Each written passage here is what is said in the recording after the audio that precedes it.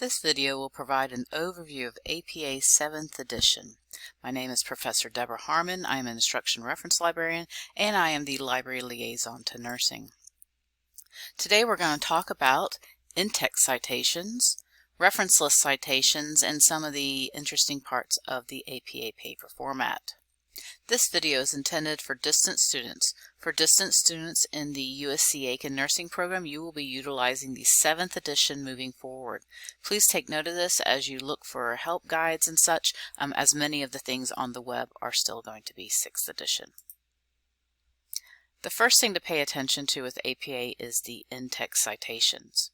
The in-text citations are the citations included within the body of your paper. There are two major things to pay attention to. The first is the number of authors. If you have 1 to 2 authors, every single time you will list all the authors out by their name. If you have 3 or more authors, you will list the first author listed in the citation followed by this phrase "et al." every single time. Next, we need to pay attention to how we are going to articulate these citations within the body of our paper. There are two main ways to articulate it, either as a narrative citation or a parenthetical citation. APA is a name-date citation style, so every time you see a name, you will have a date attached to it. There is no need to put the entire name of the article within the body of your paper. For a narrative citation, this is the text mentioning an article within the body of your paper.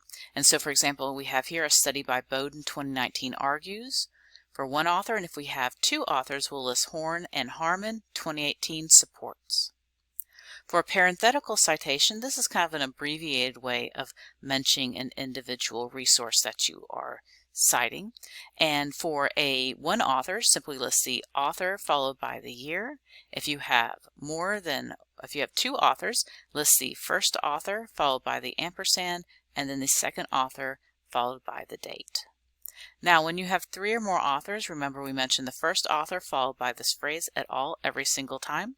If we have a narrative citation, so this is in the body of the paper, we would articulate this as "according to Harmon et al." You'll place a period after the AL, not after the ET, and this will be followed by the year. Alternatively, if you introduce it as a parenthetical, you will do Harmon et al., period, comma, and then the date. If you have your copy of the APA manual, please note that in-text citations are dealt with on page 253 through 278 of the 7th edition of the manual. In the 7th edition of the manual, if you have a direct quote, you need 3 pieces of information. So for an example of a narrative citation, so within the body of the paper, you'll have the author, the date, and if you're pulling a direct quote, that means you're pulling a citation exactly from a source. You'll need to include exactly those words in quotation marks, and then you'll follow that by the page number. Please note that the period goes after the citation statement.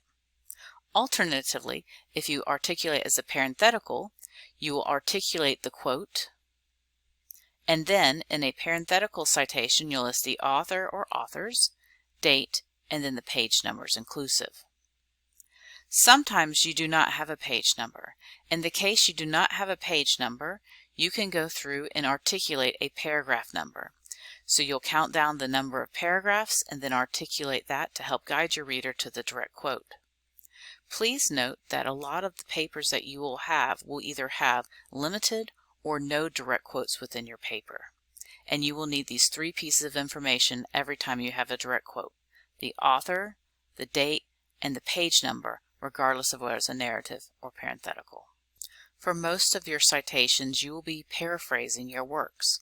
And effectively this means putting things into your own words, so not a direct quote. So for most of your papers, you will only need to put the author and the date. So if you have a narrative citation, you'll include the author and the date in the text itself, or in the parenthetical, include only the author and the date. Again, this is on page 269 through 270 of the APA manual. That concludes what we were talking about in-text citations. Now within the text of your paper, APA has some other rules that we need to be aware of as we go through our papers. APA has very specific rules for numbers in APA. This is all on page 178 through 179 of the APA manual. For numbers 1 through 9, we express them as words. So if I have 1 student, it will be ONE student.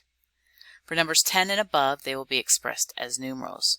So for example, the control group contained numeric 17 participants because that's 10 and above, 9 of whom were female and 8 of whom were male because this is under 10.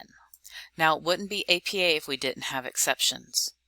If you have a unit of time, a date, or an age, or what I call math, they will always be numeric. So if you have 48% of something, within the body of the paper, it will be numeric 48. If you have someone that is 2 years old, it will be numeric 2 years old, and dates will always be 2 as well. The exception to the exception is if you begin a sentence, you will always write out the full word because you never begin a sentence with a number.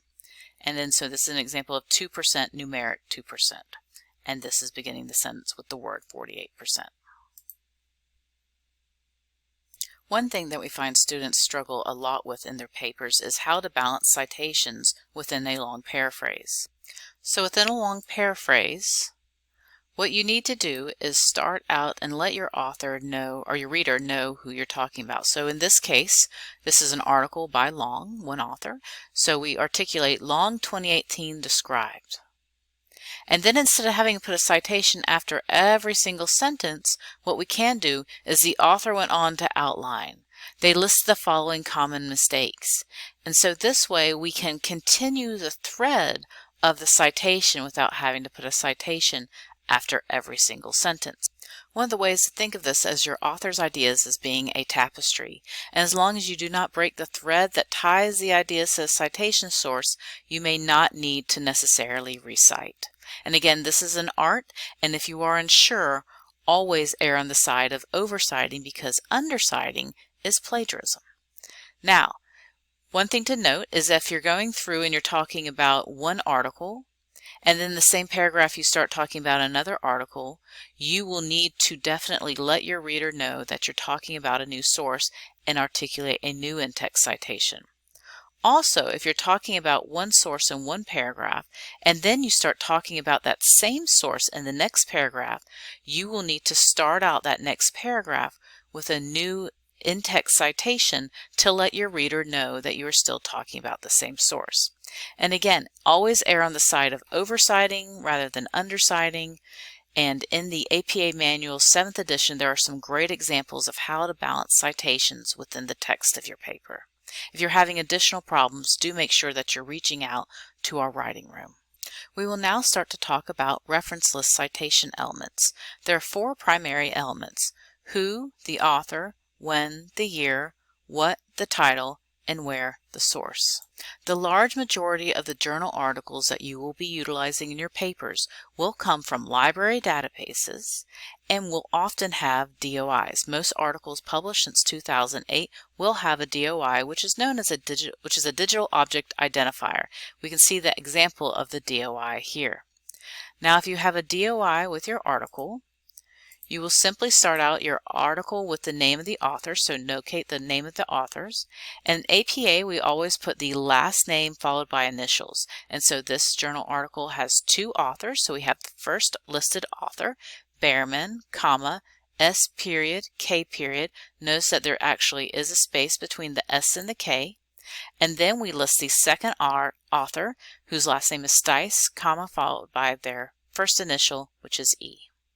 The next thing we're going to include is the date. Most journal articles will all have a citation statement either at the top or the very bottom of the journal article. What you'll notice here is that the date is listed as 2008, so when we go and list the date in our citation, we simply list 2008 followed by the period. The next thing we're going to include is the name of the article itself. And so the name of this article is Testing a Gender to Additive Model, the Role of Body Image in Adolescent Depression. You will list that, and what you will notice about APA is it has very specific rules for how you do the capitalization for an article title. Here we capitalize the first word, T, and then if we have a subtitle, we capitalize the first word after that, but all the other major words are lowercase. This is a major difference from MLA.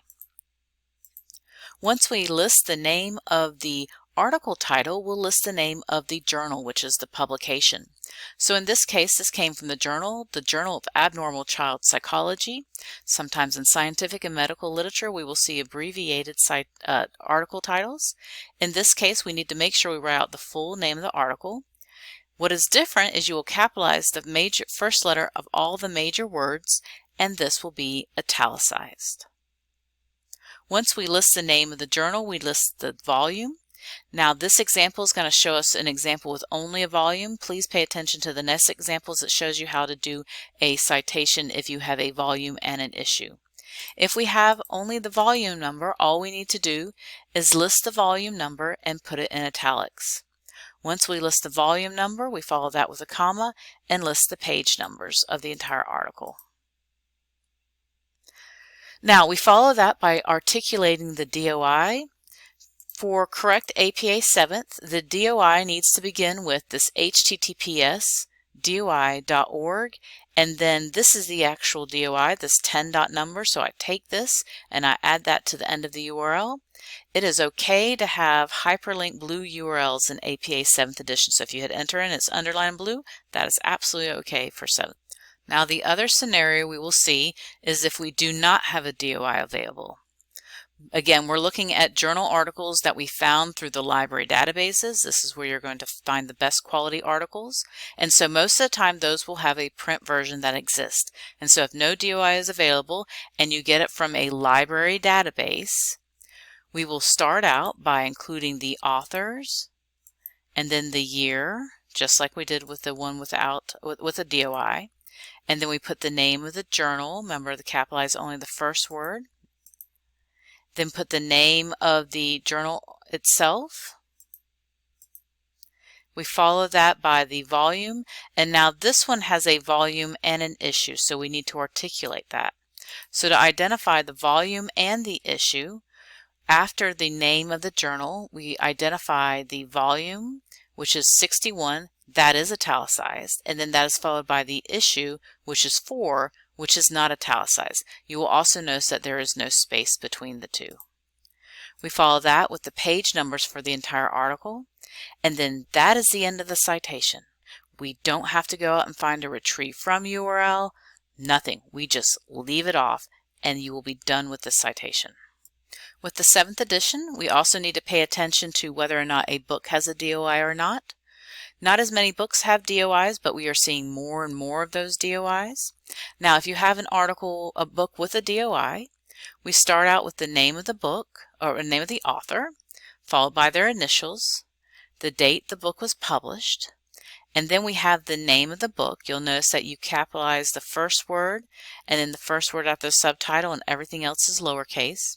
One of the big differences between the books and the journal articles is you'll notice that the title of the book is italicized.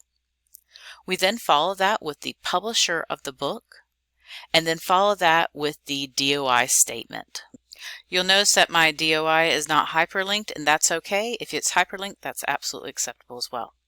Now for books that are found either through the library catalog that are print or electronic books, you will articulate their citation exactly the same way if they do not have a DOI. Simply do the citation as we listed before. And after the publisher, simply put a period, no need to put a retrieve from statement. For websites in APA, you will either have a corporate author, so American Nurses Association or Center for Disease Control, or you may have an individual person as the author. Then you will list the individual dates. So if you don't have a date, you can list ND, or if you have a full date, you can list that as well. What you'll notice about websites is all the titles will be italicized, and you'll capitalize only the first word or the first word after a subtitle. Now, one of the big changes with 7th is if you have a site that is considered to be the publisher or an organization that is responsible, you'll need to list that after the name of the page. So for example, you have NPR, you list NPR, follow that by a period. Or for the Center for Disease Control, the responsible agency is the Department of Health and Human Services, you will include that followed by a period. You'll notice there is no longer a retrieve from statement, simply put the URL. It is okay if it is hyperlinked, and that is the end of your citation. This concludes our overview of in-text and reference list citations. We will cover paper formatting in a separate video. If you have any questions, feel free to contact me or one of the librarians. Happy searching!